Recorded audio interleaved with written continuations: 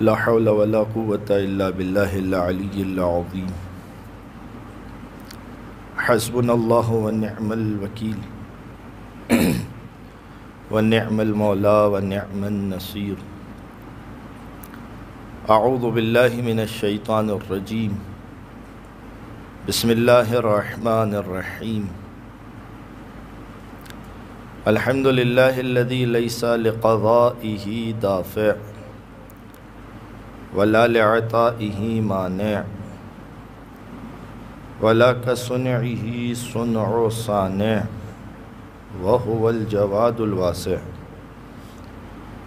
ثم الصلاة والسلام والتحية والإكرام على أشرف الأنبياء والمرسلين حبيب إله العالمين حبيب قلوبنا وطبيب نفوسنا وشفيع ذنوبنا مولانا أبي القاسم محمد اللهم صل على محمد وآل محمد وعلى أهل بيته الطيبين الطاهرين المعصومين المنتجبين الميامين الذين أذهب الله عنهم الرجس وطهرهم تطهيرا اللهم صل على محمد وآل محمد واللعنة الدائمة الباقية المستمرة على أعدائهم ومنكر فضائلهم وغاصب حقوقهم أجمعين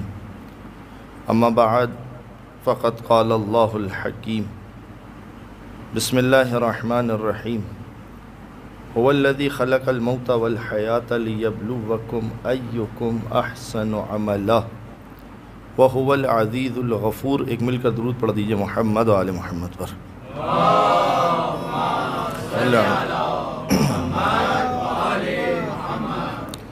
معزز سامعین، ایام عزا کے سلسلے میں ان مجالس میں آپ کی خدمت میں یقیناً جناب زہرا سلام اللہ علیہا کے فضائل کے حوالے سے، ان کے مصائب کے حوالے سے گفتگو جاری رہے گی.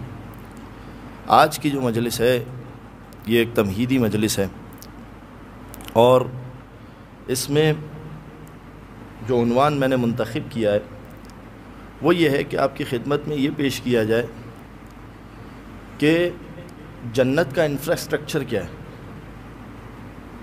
جنت ہے کیا، اور جنت کے درجات کیا ہیں. دیکھیے، پروردگار عالم قرآن مجید کے اندر ایک مقام پر فرما رہے کہ اگر تم ذرہ برابر بھی کوئی خیر کرو گے وَمَن يَعْمَلْ مِثْقَالَ ذَرَّةٍ خَيْرًا يَرَى، اگر ذرہ برابر بھی کوئی نیکی کرو گے، خیر کرو گے، یرا دیکھو گے، اس کو، اس نیکی کو دیکھو گے. یہاں پر ایک مطلب جو ایک معنی جو ہے جو مفسرین پیش کرتے ہیں وہ معنی ہے کہ اس کا اثر دیکھو گے، جو تم نے نیکی کی اس کا اثر تم اپنی زندگی کے اندر دیکھو گے. لیکن وہ مطلب کہ جو روایات اہل بیت علیہ السلام سے ہمارے سامنے آتا ہے کہ مومن باقاعدہ اپنی نیکی کو اپنی آنکھوں سے دیکھے گا، اس لیے کہ جو مادہ رؤیت ہے، رآ، یرا، ارا، یہ جو مادہ رؤیت ہے، یعنی جو روٹ ورڈ ہے اس کا وہ ہے رؤیت. یہ اکثر آپ نے سنا ہوگا جب رؤیت ہلال کی بات ہوتی ہے، چاند دیکھنے کی بات ہوتی ہے. رآ دیکھے گا.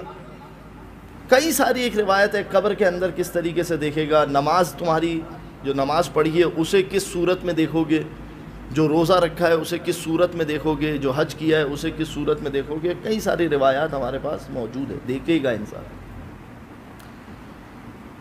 لہذا جو بھی وَمَن يَعْمَلْ مِثْقَالَ ذَرَّةٍ شَرًّا يَرَى، اسی طرح اگر تم نے کوئی ذرہ برابر بھی شر انگیز کام کیا ہے دیکھو گے.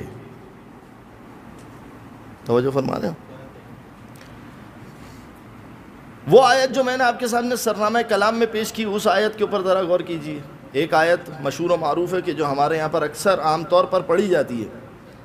وہ آیت کیا ہے جس میں پروردگار عالم ارشاد فرما رہا ہے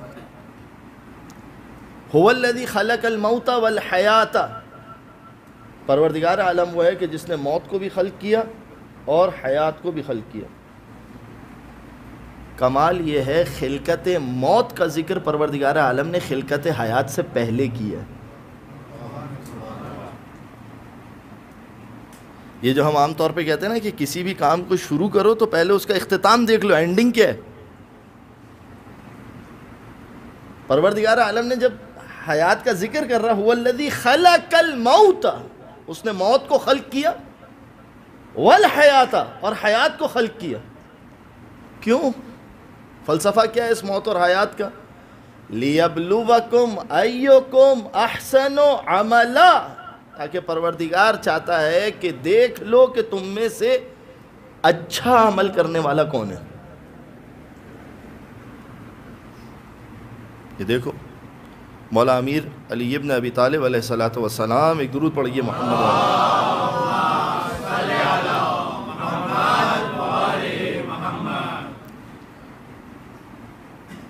کیا خوبصورت جملہ، واقعا یہ جملہ علی ابن ابی طالب ہی ارشاد فرما سکتے تھے۔ کیا بات ہے، قیمت کل امرئ ما یحسنہ۔ انسان چاہتا ہے، کبھی کبھار انسان کا دل ہوتا ہے میں پہچانوں میری اپنی وقت کیا ہے، میری اپنی قیمت کیا ہے، میں کتنے کا ہوں۔ ہم دنیا کے اندر ہر چیز کے تو دام لگاتے ہیں، کبھی کبھار ایسا بھی کر لیں کہ ہم اپنا دام لگا لیں، اس سے پہلے کہ ہمارا دام کوئی اور لگائے، اس سے پہلے کہ ہماری ویلیو کوئی اور طے کرے، ہم اپنی ویلیو خود طے کر لیں۔ اور واقعاً یہ ویلیو علی ابن ابی طالب ہی بتا سکتے تھے۔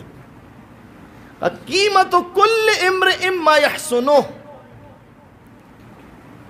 ہر انسان کی قیمت کیا ہے یہ دیکھو کہ اس کی اچھائیاں کتنی ہیں، خود طے کرو اپنی قیمت کے۔ اس وقت میری قیمت کیا ہے، میں بطور عالم دین اپنی قیمت خود طے کروں کہ اس وقت میری قیمت کیا ہے۔ چیک کرو، دیکھو تمہارے نامہ اعمال کے اندر تمہاری اچھائیاں کتنی ہیں۔ یعنی ضرورت نہیں ہے کہ انسان کسی اور سے یہ پتہ لگائے کہ اس کی اپنی قیمت کیا ہے۔ ہاں، یہاں پر قیمت فرینکلن میں طے نہیں ہوگی، یہاں پر کسی اور اعتبار سے بات ہو رہی ہے۔ قیمت کل امرئ ما یحسنہ، دیکھو تمہارے نامہ اعمال کے اندر کتنی اچھائیاں ہیں، اپنی قیمت کو خود طے کرو۔ اور کمال ہے علی ابن ابی طالب کا دوسرا جملہ کہ دیکھو کم سے کم تمہارے نفس کی قیمت جنت ہے، اس سے کم پر مت بیچنا۔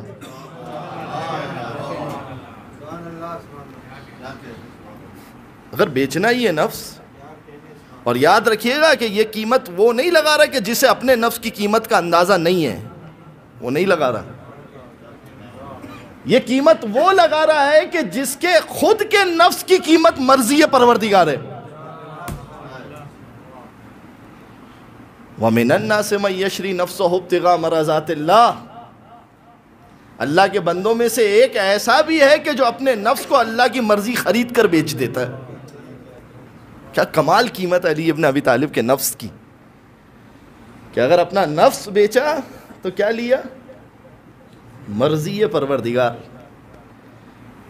بعض اوقات میرے نوجوان دوست بیٹھے ہوئے پریشان ہو جاتے ہیں، ایک جملہ میں پڑھتا ہوں اکثر، اب دیکھیے آپ کس حد تک تحمل کریں گے، اس حد تک ہم معرفت کے درجے طے کریں گے۔ اہل بیت کی سب سے بڑی فضیلت قرآن میں کیا ہے؟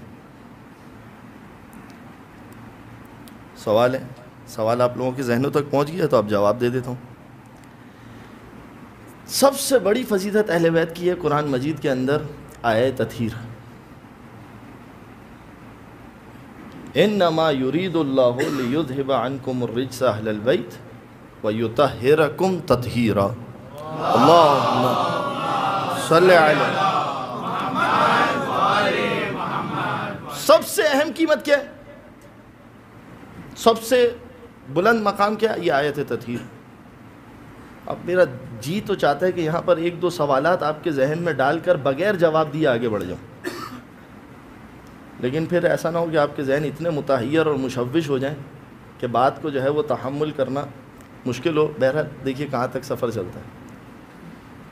آیت تطہیر کے اندر کیا ایسی اہم چیز ہے کہ جو یہ اہل بیت کی سب سے اہم فضیلت ہے؟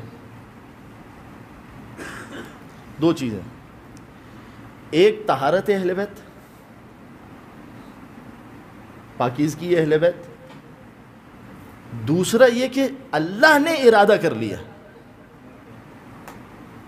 اور یہ کون سا ارادہ ہے پروردگار عالم کا؟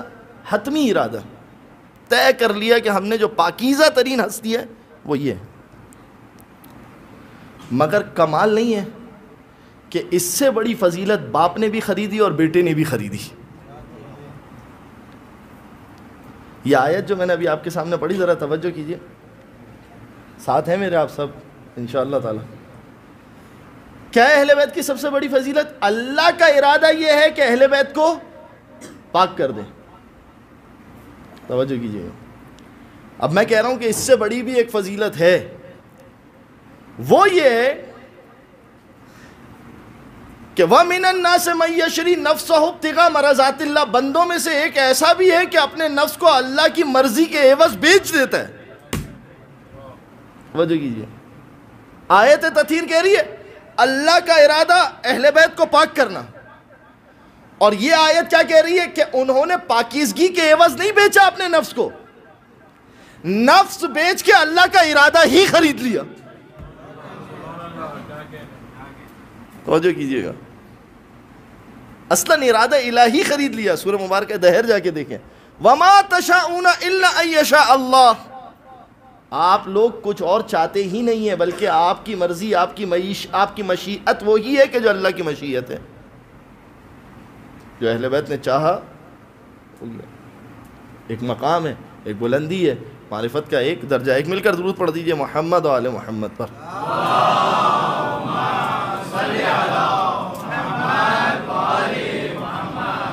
اچھا بہرحال یہ اب میں بات کہیں سے کہیں چلی نکل گئی، لہذا درجات۔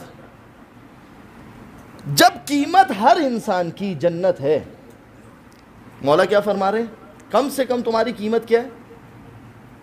یہ یاد رکھیے گا، کیا کہا؟ کم سے کم تمہاری قیمت کیا ہے؟ اس سے کم سے راضی مت ہونا، کم سے کم اتنے میں بیچنا۔ مگر کمال اہل بیت علیہ السلام کا کہ اپنے شیعوں کو اس جنت سے بے فکر کر دیا، کمال ہی ہے۔ اب میں دیکھیے جو دعویٰ کر رہا ہوں نا، وہ دعوے کی دلیل اہل بیت علیہ السلام کی روایات ہیں۔ تھوڑا سا میرے ساتھ رہیے گا، مجھے اندازہ ہے میں بات بہت آہستہ دھیمے لے کے چل رہا ہوں، اس لیے کہ دعویٰ بہت بڑا ہے، اور مجھے پتہ ہے اس پہ آ کے بعض لوگوں کے ذہن میں سوالات پیدا ہوں گے، اور مقدمتاً یہ مجلس میں نے رکھی ہی اسی لیے کہ کل جب فضائل جناب زہرا شروع ہوں گے تو وہاں پر کسی کے ذہن میں یہ سوال نہ آئے۔ یہ عام طور پر ہمارے ساتھ ہوتا ہے، مولانا آپ لوگ جنت اتنی سستی کر دیتے ہیں۔ میں نے سستی نہیں کی، اگر خود امام ہی سستی کر دے، اگر خود اہل بیت ہی سستی کر دے تو میں کیا اس کو مہنگا کروں؟ یہ تو نہیں ہو سکتا۔ دیکھیے میں آپ کی خدمت میں 3-4 روایتیں آپ کی خدمت میں پیش کرتا ہوں کہ اہل بیت نے اپنے چاہنے والوں کو اور ان کے معیار کو اس انداز سے بلند کیا کہ جنت ان کی نگاہوں میں سستی چیز کر دی۔ اس سے بے فکر ہو جاؤ۔ پہلی روایت کامل الزیارات میں، روایت کیا کہہ رہی ہے؟ من اراد ان یعلم انہ من اہل الجنہ، جو چاہتا ہے کہ یہ بات جانے کہ کیا میں اہل جنت میں سے ہوں۔ کون ہے آپ میں سے جو نہیں چاہتا؟ کوئی ہے ایسا جو کہے گا کہ میں اہل جنت میں سے ہوں، مجھے یہ بات نہیں پتہ کرنی؟ سب کے دل کی خواہش ہے۔ سنیے گا امام معیار کیا دے رہے ہیں۔ من اراد ان یعلم انہ من اہل الجنہ فلیعرض حبنا علی قلبہ، اسے چاہیے کہ ہماری محبت کو اپنے دل پر پیش کرے۔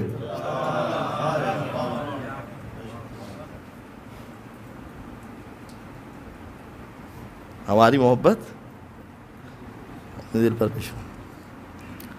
فَإِذَا قَبِلَ، اگر اس کا دل ہماری محبت کو قبول کر لے، فَهُوَ مُؤْمِنٌ، تو وہ صاحب ایمان ہے۔ اور جو بھی مؤمن ہے، توجہ کیجئے گا، اب امام دیکھیں بات کو کہاں سے کہاں لے کے جا رہے ہیں۔ جو بھی مومن ہے اس کے دل میں ایک تمنا ضرور ہوگی کہ مجھے قبر حسین کی زیارت ملے، اور یہ تمنا اسے جنت کا حقدار بنا دیتی ہے۔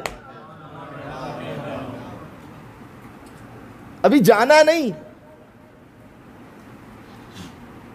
دعویٰ میرا یاد ہے آپ لوگوں کو، میں نے دعویٰ کیا کیا؟ اہل بیت نے اپنے چاہنے والوں کو جنت سے بے فکر کر دیا کہ جنت تو ہے ہی تمہاری، اس سے آگے کی کوئی بات کرو.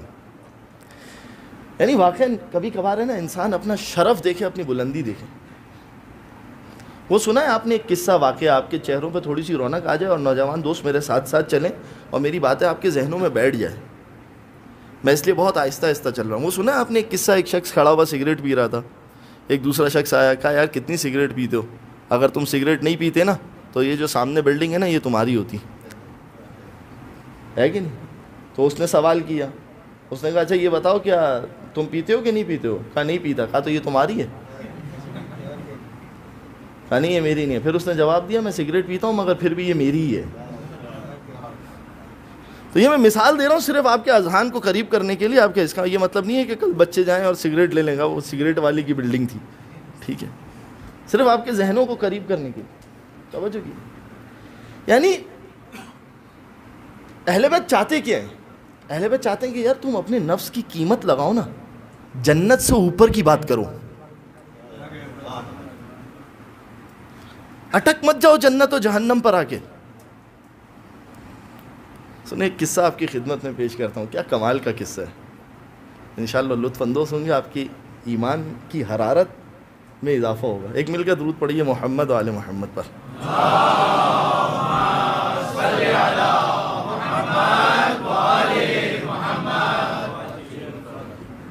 راوی کا نام ہے سودا ابن کلیب. حج پر جاتا ہے، حج کے بعد چھٹے امام کے پاس آتا ہے. امام اس سے سوال کرتے ہیں کیف حججت العام، اس سال تم نے حج کیسے کیا، کیسا رہا تمہارا حج، کیسے حج انجام دیا؟ کہتا ہے کہ استقرضتها، مولا اس سال میں نے قرض لے کے حج کیا. لیکن توجہ کیجئے، مگر میں جانتا ہوں، میرا یقین ہے، خدا کی قسم مولا یہ میرا یقین ہے، ان اللہ یقضیہا، پروردگار عالم میرے اس قرض کو ادا کر دے گا. اب اس کا یقین دیکھیے، اس کی کیفیت دیکھیے ایمان کی، ٹھیک ہے. کہ مجھے یقین ہے کہ پروردگار عالم میرے اس قرض کو ادا کر دے گا. مگر اب جو اس کے بعد اس نے بات کی نا، یعنی کیا کہہ رہا ہے مولا سے، مولا ٹھیک ہے میں نے آپ کو بتا دیا کہ میں نے قرض لے کر حج کیا ہے، لیکن مجھے اس کی فکر نہیں ہے، یہ پروردگار کا معاملہ ہے، وہ پروردگار حج ادا کر دے گا. ان اعظم حجتی، توجہ کیجئے گا، مگر مولا میرا عظیم ترین حج پتہ ہے کیا ہے؟ کیا توجہ کیجئے، کیا خدا کی قسم معرفت کا معیار ہے. شوقاً الیک، مولا میں تو حج پر اس لیے آتا ہوں کہ آپ سے ملاقات ہو جائے.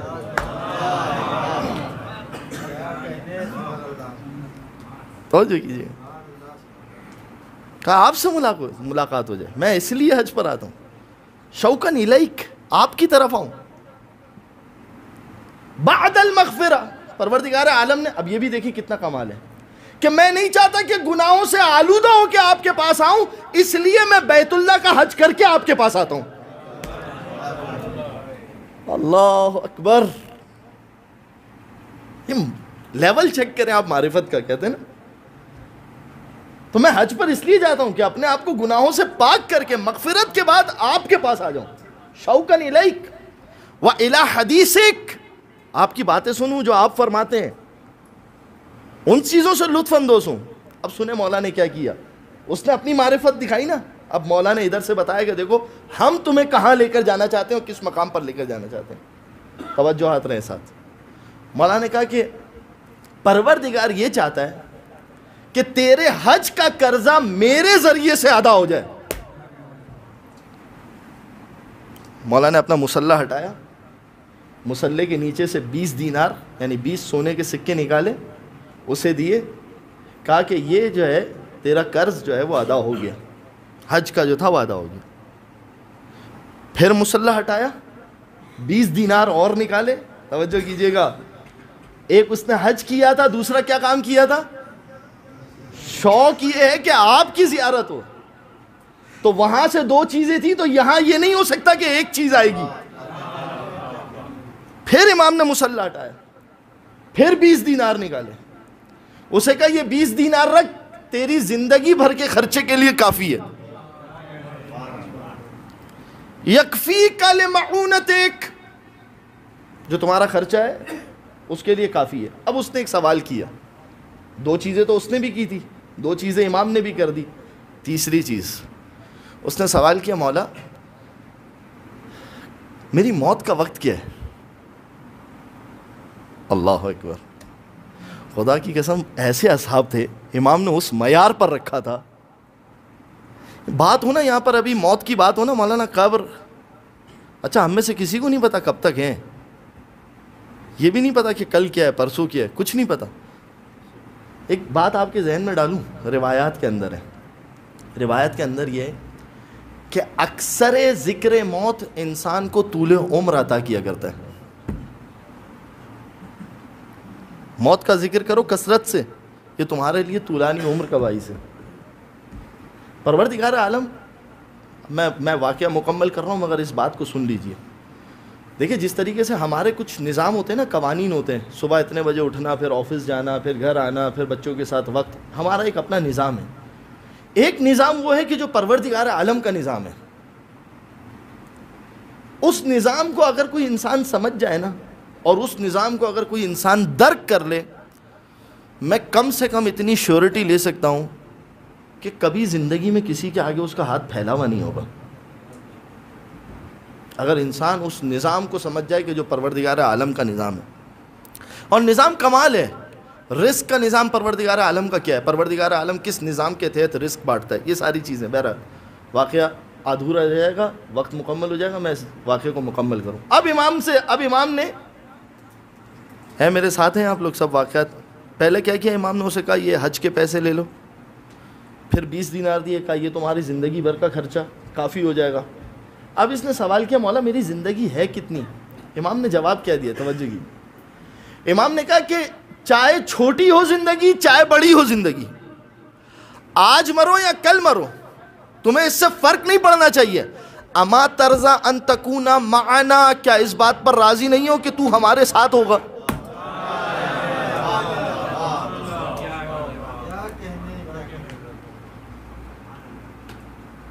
توجہ فرما رہے ہیں؟ یعنی کیسے بے فکر کیا امام نے اس کو۔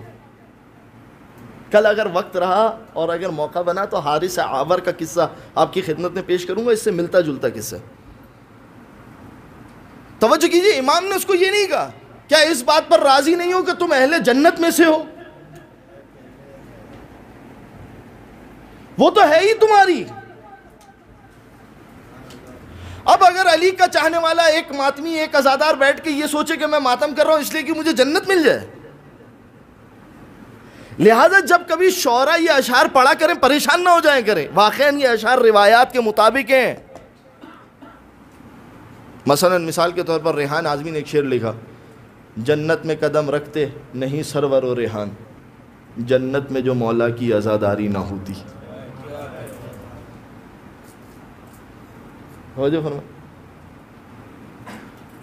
تو یہ ساری چیزیں ان روایات سے مطابق رکھتی ہے کہ تم یہ مت سوچو کہ تمہیں جنت میں جانا ہے۔ اہل بیت علیہ السلام نے ہمیں جنت سے بے فکر کر دی ہے، جنت ہے ہی تمہاری۔ مولانا آپ کیا کر رہے ہیں، یہ بچے کل گناہ کریں گے؟ نہیں، بچے یہ کل گناہ نہیں کریں گے، کل کو جب یہ عمل کریں گے تو یہ دیکھیں گے کہ میں عمل جنت کے لیے نہیں کر رہا ہوں، اس کی رضا کے لیے کر رہا ہوں کہ جس نے رب کی مرضی کو خرید لیا۔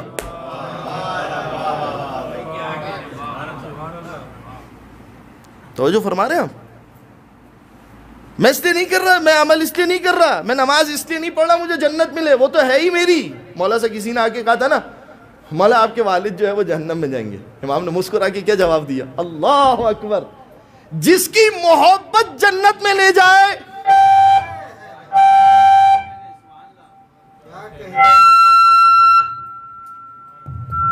مائک کسی شیعہ سے ہی خریدا ہے نا؟ ایک مل کر درود پڑھ دیجئے محمد و آل محمد پر۔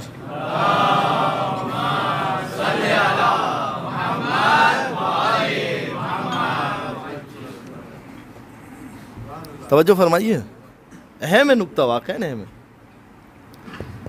آواز آ رہی ہے آپ؟ ایک اور درود پڑھ دیجئے محمد و آل محمد پر.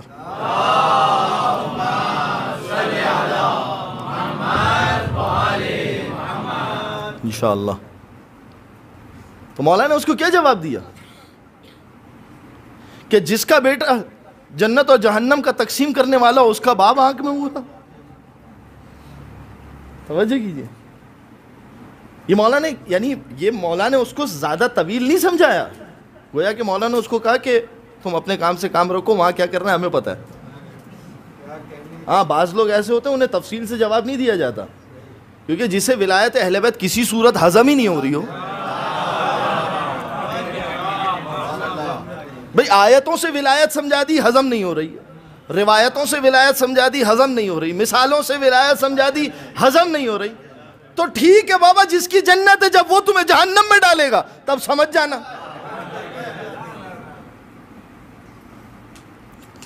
یعنی آپ دیکھیے میں نے حدیث بات کہاں سے شروع کی تھی. انسان جنت میں یہ نہیں سوچے کہاں جانا ہے, جا کر دیکھیے روایت عجیب و غریب معرفت ہے اور عجیب و غریب معیارات ہیں. یہ جس طریقے سے ہم اس دنیا میں جی رہے ہیں نا, ان کا گھر کہاں ہے جی, ان کا گھر وہ ٹاؤن میں, ان کا گھر وہ بولی وارڈ میں, اس کا گھر ٹاؤن میں, اس کا گھر نیئر بائی ماسک, اس کا گھر لمٹ ہے, اس کا گھر THR ہے نا. یہ ساری چیزیں وہاں پر بھی ایسا ہو رہا ہوگا. سلسلہ ہے نہیں. اہل بیت علیہ السلام یہ نہیں کہہ رہے کہ تم جنت میں رہو گے. 7 مراتب ہیں. جنت عدن, جنت الفردوس, پھر اس کے بعد جو ہے وہ جنت المأوہ, اس کے بعد جنت القرار, اس کے بعد دار السلام. سارے مراتب ہیں. بعض لوگ ایسے ہوں گے روایات ہیں, بعض لوگ ایسے ہیں کہ کانا معنا فی درجتنا, جو ہمارے ساتھ ہمارے درجے پر ہوں گے, ہمارے ساتھ ہمارے درجے پر. اہم مقام ہے. مثلا توجہ کیجیے اہل بیت علیہ, یہ جو غم منانے کے لیے آپ شہزادی کے آئے نا ایام فاطمیہ کے لیے, آج جو اہل بیت کے ذکر کے سننے کے لیے آئے ہو نا, کل وہ تمہیں اپنے ساتھ لے کر جائیں گے. میں نہیں کہہ رہا ہوں, روایت. یا ابن الشبیب ان سرک ان تکون معنا فی درجتنا العلیاء, اے شبیب کے بیٹے اگر چاہتے ہو ہمارے ساتھ ہمارے بلند ترین درجے پر ہو. کیا کہا امام نے, کیا کہا جواب, توجہ کیجئے گا. ہمارے ساتھ ہمارے بلند ترین درجے پر ہو, کیا کرو, فاحزن لحزننا وافرح لفرحنا, ہمارے غم کے ایام آئے تو غمگین ہو جایا کرو, ہماری خوشی کے ایام آئے تو خوش ہو جایا کرو. مولانا یہ مجلس ہمیں کہاں لے کے جائے گی؟ اسی لیے جب بعض اوقات خطیب کہتا ہے نا کہ دیکھو فرش عزا پر نہیں بیٹھے ہو, عرش اولا پر بیٹھے ہو, تو یہ خطابت نہیں ہے, یہ روایت ہے. واقعاً فرش عزا پر نہیں بیٹھے, عرش اولا پر بیٹھے ہو.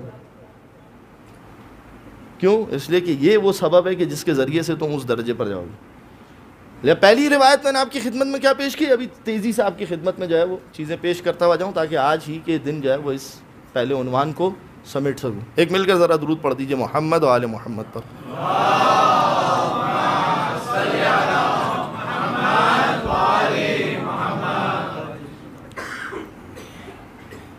پہلی روایت میں نے آپ کی خدمت میں, میرا دعویٰ یاد ہے آپ لوگوں کو؟ دعویٰ کیا تھا کہ جنت سرائکی کہتے ہیں جنت علی والا دی ہیں, جنت تو ہے ہی ہماری. جب علی والے ہو گئے تو جنت تو ہے ہی ہماری. اب سنیے گا جملہ. پہلی روایت کیا پیش کی, اگر تم یہ چاہتے ہو کہ جنت میں یہ اپنے آپ کو یہ جانو کہ تم اہل جنت میں سے ہو یا نہیں ہو, فَلْيَعْرَضْ حُبَّنَا عَلَىٰ قَلْبِهِ, جو بھی یہ چاہتا ہے وہ ہماری محبت کو کیا کرے, اپنے دل پر پیش کرے. اگر دل قبول کر لے تو کیا سمجھو اپنے آپ کو تم اہل جنت میں سے ہو. اب مجھے آپ یہ بتائیے, جس کا دل قبول کر لے, جب آپ نے مجلس کا اشتہار پڑھا کہ یہاں پر شہزادی کے نام پر مجلس ہونے والی ہے, دل نے قبول کیا تو ہی آپ یہاں آئے نا.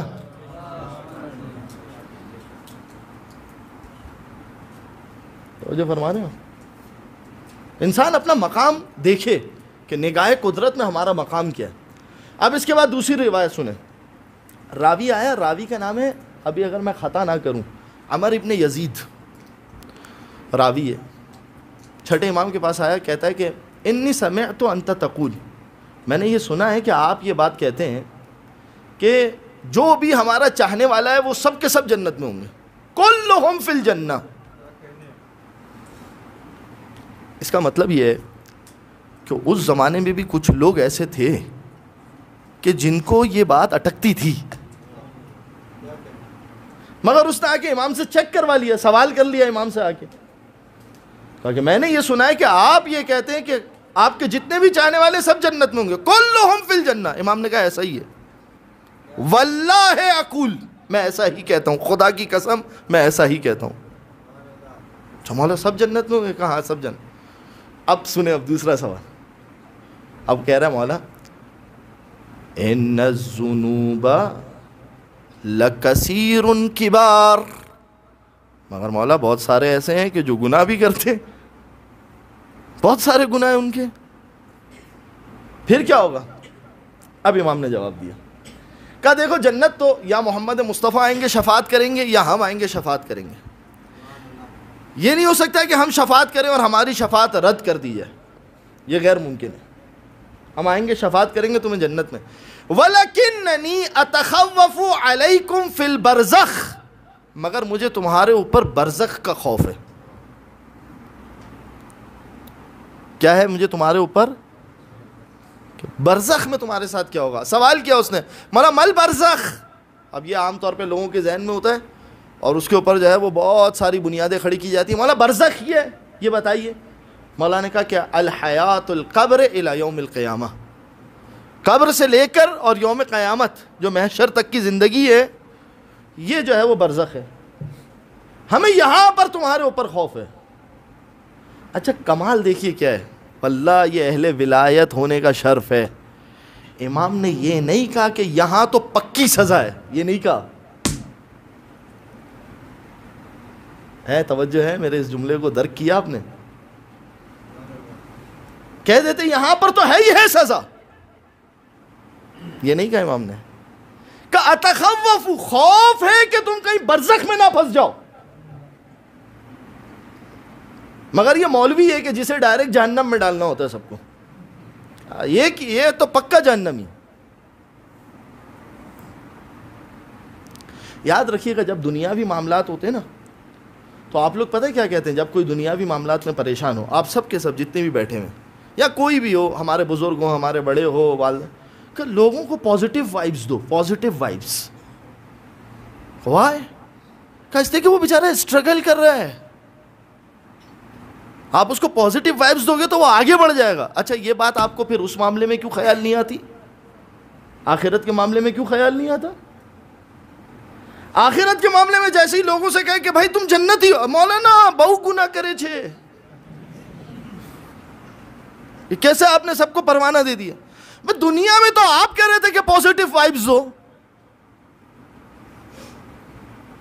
اور یہی کام خدا کرے تو مشکل۔ ایک مل کر درود پڑھ دیجئے محمد و آل محمد پر۔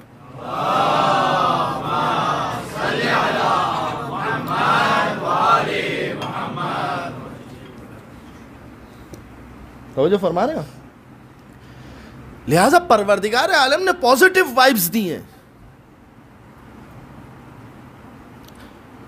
کیوں؟ وجہ کیا ہے؟ کیا چاہتا ہے خدا اس کے ذریعے سے؟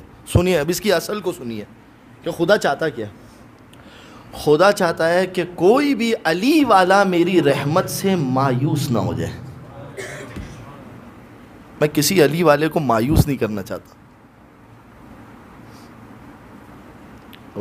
یہ پہلی حدیث، دو حدیثیں ہو گئی۔ پہلی حدیث میں کیا تھا؟ سب کے سب جنت میں جائیں گے۔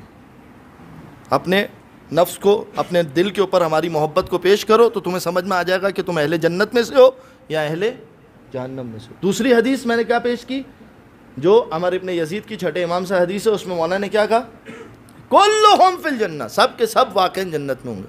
تیسری حدیث آپ کی خدمت میں پیش کرتا ہوں، یہ لطیف حدیث ہے، اور اس کے اندر آپ یہ دیکھیے گا کہ یہ جو میں نے بات کی نا، میں نے کیا بات کی کہ یہ مت سوچو کہ تمہیں جنت میں جانا ہے، یہ سوچو جنت میں کہاں جانا ہے۔ اور جو فرما رہے ہیں، ایک بچہ آتا ہے نا، کراچی سے چلا، اسے آپ نے جاب دی، انڈیا سے آیا، اسے آپ نے جاب دی، لمباشی میں آیا، اس کو پہلی بات آپ کیا کہتے ہیں؟ یار یہ نہیں سوچو کہ تمہیں لمباشی جانا ہے، یہ دیکھو لمباشی جا کر کہاں جانا ہے۔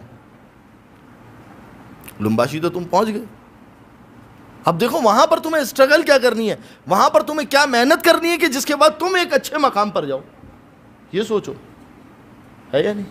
اب تیسری حدیث سماعت فرمائیے، اس سے پہلے ایک درود کا ہدیہ پڑھ دیجئے محمد و آل محمد پر۔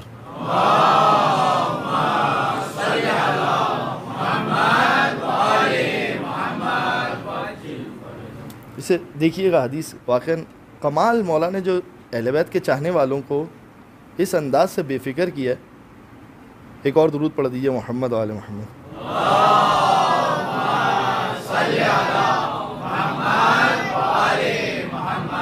سنیں جملہ سنیں چوتھے امام کا، چوتھے امام امام سجاد کیا فرما رہے ہیں؟ معاشر شیعتنا، اے ہمارے شیعوں ہماری بات سنو، اما الجنہ فلن تفوتکم، جہاں تک جنت کی بات ہے جنت تم سے دور نہیں ہے، فوت کرنا یعنی کھو دینا، جنت تم ہرگز نہیں کھو گے، فلن تفوتکم سریعن کانا ام بطیعن، کچھ ایسے ہوں گے جو پل صراط سے بڑی تیزی سے گزر جائیں گے، کچھ ایسے ہوں گے کہ جو آہستہ آہستہ آ جائیں گے، جنت میں تو تم آ ہی جاؤ گے۔ پھر مولا پھر کیا سوچیں؟ وَلَكِن تَنَافَسُوا فِي الدَّرَجَاتِ، یہ سوچو کہ جنت میں کس درجے پر ہوگے، کس مقام پر تمہیں جنت میں جانا ہے، تمہارا درجہ کیا ہوگا۔ وَاعْلَمُوا أَنَّ أَرْفَعَكُمُ الدَّرَجَاتِ، دیکھو جانو تم میں سے سب سے بڑا درجہ کس کا ہوگا، اس کو دیکھو۔ یہ میں نے بات کی نا جنت کے درجات کی، وہ درجہ کس کا ہوگا؟ توجہ کیجئے گا عزیزو، کیا خوبصورت روایت ہے۔ اہل بیت علیہم السلام کس کے ذریعے سے ہمیں بلند درجہ دینا چاہتے ہیں؟ ہے میرے ساتھ ہیں؟ بور تو نہیں ہو گئے؟ تھک تو نہیں گئے آپ لوگ؟ ہاں یا نہ؟ نہیں تھکے؟ ٹھیک ہے، ایک درود پڑھ دیجئے محمد و آل محمد پر۔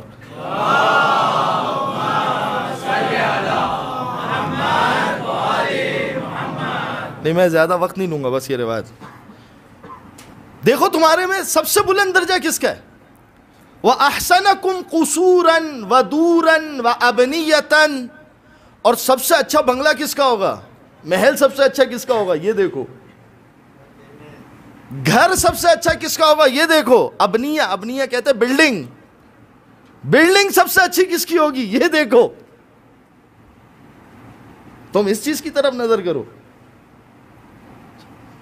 کیسے دیکھیں مولا، کیا کریں؟ احسنکم، کون کس کا ہوگا مولا، سب سے اچھا گھر کس کا ہوگا، سب سے اچھی بلڈنگ کس کی ہوگی، سب سے بڑا درجہ کس کا ہوگا؟ توجہ کیجئے گا، کیا خوبصورت جملہ مولا فرماتے ہیں، احسنکم ایجابا لاخوانہ المؤمنین، جو تم مومن بھائیوں میں سے اپنے بھائی کو اچھے سے جواب دے، اس کا گھر سب سے اچھا ہوگا۔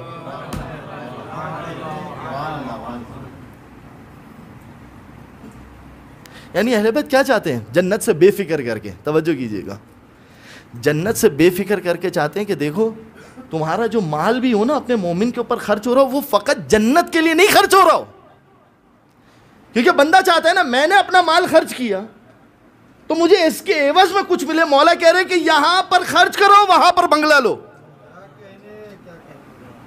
آؤ ہم سے تجارت کرو۔ احسنکم ایجابا، دیکھیں جواب بہت سارے لوگ دیتے ہیں، پیسے بہت سارے لوگ دیتے ہیں، خرچ کرتے ہیں غریبوں کے اوپر، فقیروں کے اوپر، لیکن مولا کیا کہہ رہے ہیں؟ احسنکم ایجابا، اچھے سے جواب دو۔ جا کے دیکھیے سورہ مبارکہ بقرہ، یا ایھا الذین آمنوا لا تبطلوا صدقاتکم بالمن والاذی، اپنے صدقات کو اذیت دے کر ضائع مت کر دو۔ دے دیا، اس کے بعد بیچارے کو 4 لوگوں میں کھڑے ہو کے سنا رہے ہیں، چلے گئے، کچھ کسی کو ہدیہ دے دیا، میں نے بھیجا تھا، میں نے مولا فرما رہے ہیں ضائع مت کر دو۔ کیا مطلب لا تبطلوا؟ اب آپ کو سمجھ میں آ رہا ہوگا، لا تبطلوا صدقاتکم بالمن والاذی، اذیت دے کے اپنی اس نیکی کو ضائع نہیں کرو۔ جب تم نے دیا تھا تو وہاں پلاٹ خریدا تھا، جب اذیت دی تو پلاٹ ختم، گیا پلاٹ۔ جو لیا تھا وہ چلا گیا. توجہ فرما رہے ہیں. پھر اس کے بعد مولانا نے کیا فرمایا؟ اب دیکھیے ایک جملہ خالی کسی کو پیار سے سلام کر دینا. عزیزو یاد رکھیے دنیا کے اندر تکبر کسی کام کا نہیں ہے. جا کے دیکھیے اہل بیت علیہ السلام کے کلام میں دیکھیے. میں بہت افسوس کے ساتھ یہ بات جنرلی طور پر آپ کی خدمت میں یہ بات پیش کرتا ہوں. انسان کے پاس 2 پیسہ آتا ہے نا، انسان اپنی اوقات بھول جاتا ہے. اور یہ انسان ہے نکلا ہی نسیان سے کہ بھول جاتا ہے کہ میں کیا تھا، میں کہاں سے چلا تھا، میں کہاں پہنچا تھا. وہ یہ بھی بھول جاتا ہے کہ اسی قرآن کے اندر مجھے کہا جا رہا ہے من منی یمنا. جا کے دیکھو اپنی خلقت کو تمہارا آغاز کہاں سے تھا. آج جو تم نے لیوائس کا اور ایل وی کا اور یہ اور وہ اور فلانا اور ڈماغ کا یہ جو سب تم نے پہنا ہوا ہے، ذرا دیکھو تو صحیح یہ کس جلد کے اوپر یہ چیزیں چڑھی ہوئی ہیں. اس کو دیکھو تم ہو کہاں پر، تم تھے کیا، تم کھڑے ہوئے کہاں تھے. اسی کا برعکس اگر انسان یہ سوچ لے، توجہ کیجئے گا، فکر تبدیل ہو جائے گی. ساری دنیا کا رازق کون ہے؟ پروردگار. یہ سوچ لو کہ جتنے بھی امپلائیز آپ کے پاس کام کرتے ہیں نا، خدا نے اپنے رزق کی تقسیم میں اتنا حصہ آپ کے حوالے کیا. اتنا حصہ پروردگار عالم نے آپ کے حوالے کیا. توجہ کیجئے. اب امام کیا فرما رہے ہیں؟ ایک درود پڑھ دیجئے محمد و آل محمد پر.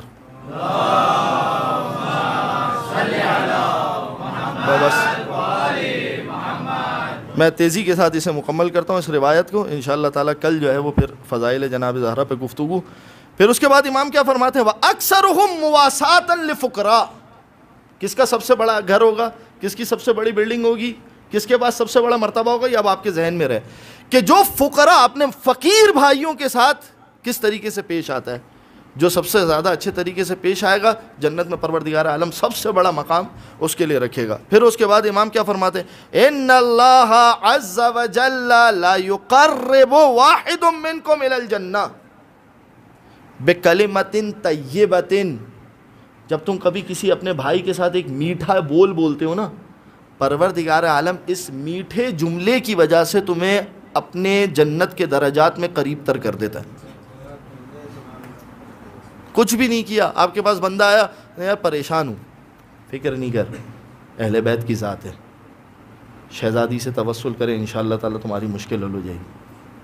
صرف یہ میٹھا جملہ بولنا پروردگار عالم کتنا قریب کرتا ہے. اب آپ اس کے ذریعے سے جنت کے درجات کا اندازہ لگائیے کہ یہ ایک میٹھا جملہ انسان کو کتنا قریب کرتا ہے. 1,00,000 سال کی مسافت کے جتنا. 1,00,000 سال کی مسافت. بعض روایت کے اندر اس طریقے سے اگر تیز رفتار گھوڑے پر بیٹھ کے تم 10 سال سفر کرو کتنا قریب ہوگے. پروردگار عالم مومن فقیر بھائی سے ایک میٹھا جملے کے عوض تمہارے اتنے بڑے درجات عطا کرتا ہے. ایک میٹھا جملہ انسان کو کہاں لے کے جا رہا ہے؟ صرف اس کے ساتھ بیٹھ کے اس کی دلجوئی کر دینا. پھر اس کے بعد امام فرماتے ہیں وَإِن كَانَ مِنَ الْمُعَذِّبِينَ بِالنَّارِ. اگرچہ کہ وہ عذاب کا مستحق تھا، معذبین بالنار، پروردگار عالم اسے جہنم سے نکال کر اپنا تقرب عطا کرتا ہے صرف مومن بھائی سے میٹھی بات کر لینا. اب میں آپ کی خدمت میں ایک جملہ عرض کروں، جو مومن بھائی سے میٹھی بات کرے پروردگار عالم اسے یہ درجہ عطا کرے جو امام کے فضائل سن کر صرف زبان سے کہے واہ واہ سبحان اللہ، خدا اسے کیا مقام عطا کرے. جو امیر المومنین کے فضائل سن کر ہاتھ اٹھائے، واہ واہ کہے، سبحان اللہ کہے، نعرہ حیدری لگائے جو اب تک ایک بھی نہیں لگا. نعرہ حیدری،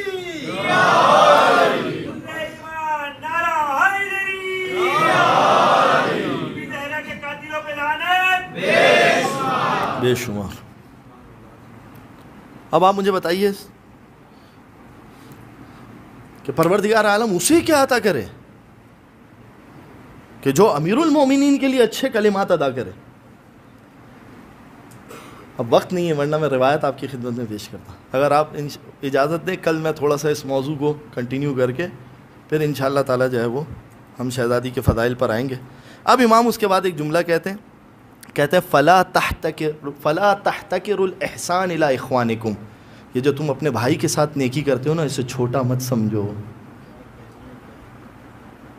چھوٹا مت سمجھو. یہ تمہیں کتنا اوپر تک لے کر جائے گا تمہیں اندازہ نہیں ہے اس چیز کا. پھر اس کے بعد فرماتے ہیں آخری جملہ فَسَوْفَ يَنْفَعُكُمْ حَيْثُ لَا يَقُومُ مَقَامَ ذَلِكَ شَيْءٌ غَيْرُهُ، یہ تمہیں اتنا فائدہ دے گا کہ اس کا نعم البدل، اس کے مقابلے پر کوئی اور چیز نہیں ہے جو تمہیں اتنا تیزی سے آگے بڑھائے گی۔ اپنے مومن بھائی کو حقیر مت سمجھو، اپنے مومن بھائی کو چھوٹا مت سمجھو۔ صرف ایک کلمہ طیب، توجہ فرما رہے ہیں آپ، ایک کلمہ طیب انسان کو کتنی بلندی پر لے کے جائے۔ اب یہ جملہ یاد رکھنا میرا آخری مجلس تک، جب بھی میں کوئی فضائل پڑھوں نا یہ جملہ یاد رکھنا، جب میری زبان سے نکلا ہوا ایک جملہ اپنے مومن بھائی کے لیے مجھے اتنا مقام دے رہا ہے، پھر ہمیں تعجب نہیں کرنا چاہیے کہ فاطمہ زہرا کھڑی ہو کے خدا سے کہے پروردگار میرا چاہنے والا ہے۔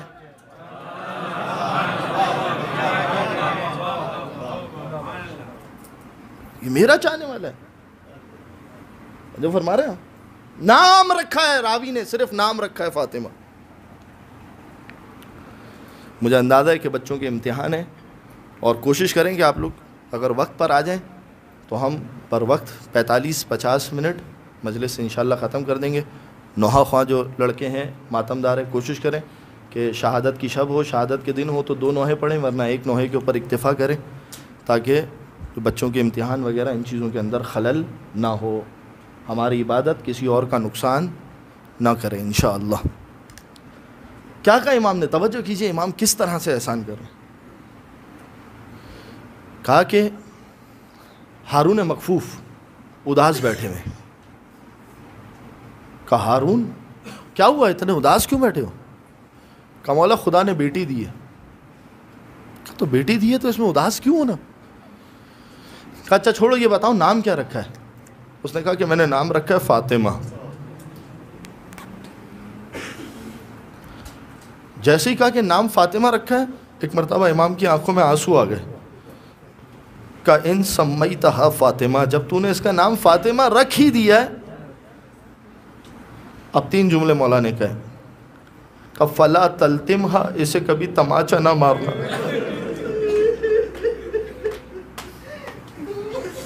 اللہ، میں کہوں گا جب میرے مولا نے یہ جملہ کہا نا کہ اسے کبھی تماچا نہ مارنا، مجھے نہیں معلوم چھٹے امام کے ذہن میں کون سا تماچا آیا ہوگا۔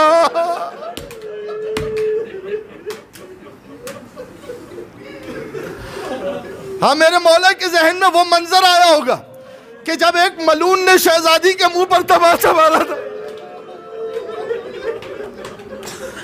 عزیزو مصیبت پتہ ہی کیا اس روایت کی؟ مصیبت اس روایت کی ہے کہ یہ روایت خود سیدہ نے علی کو سنائی ہے کہ یا علی کیا میں بتاؤں آپ کو کہ مجھ پر کیا مصیبت ٹوٹی؟ اللہ اکبر۔ کہا شہزادی بیان کریں۔ کہا علی جب وہ دروازے پر آیا نا تو میں نے کہا کہ اس گھر میں حسن و حسین رہتے۔ اس نے کہا وَإِن، اگرچہ کہ رہتے ہو۔ کہا اس کے بعد اس نے دروازے کو جلایا۔ فَرَكَزَ عَلَى الْبَابِ، اس نے دروازے پر زور سے لات ماری۔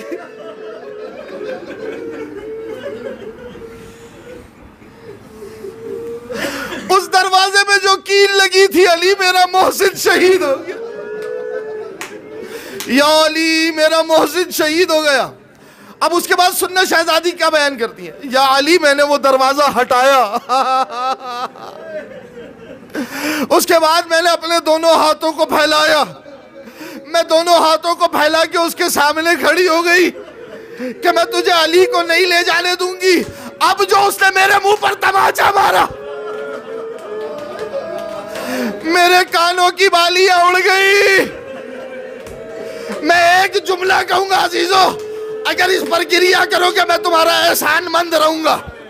میں کہوں گا خدا کرے کہ جب اس نے تماچا مارا ہو شہزادی کے منہ پر چادر ہو۔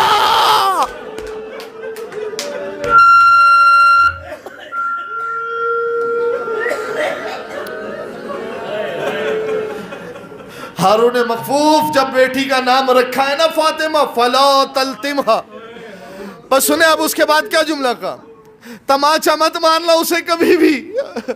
اور اس کے بعد مولا نے جملہ کہا کہ جب تم نے نام رکھ دیا ہے فاطمہ تو اس کا اکرام کرنا، دیکھو اس کی توہین مت کرنا۔ میں کہوں گا مولا کاش آپ 11 ہجری میں ہوتے اور دیکھتے فاطمہ زہرا کس طریقے سے مجمع اغیار میں کھڑی ہو کر اپنے حق کے دفاع کے لیے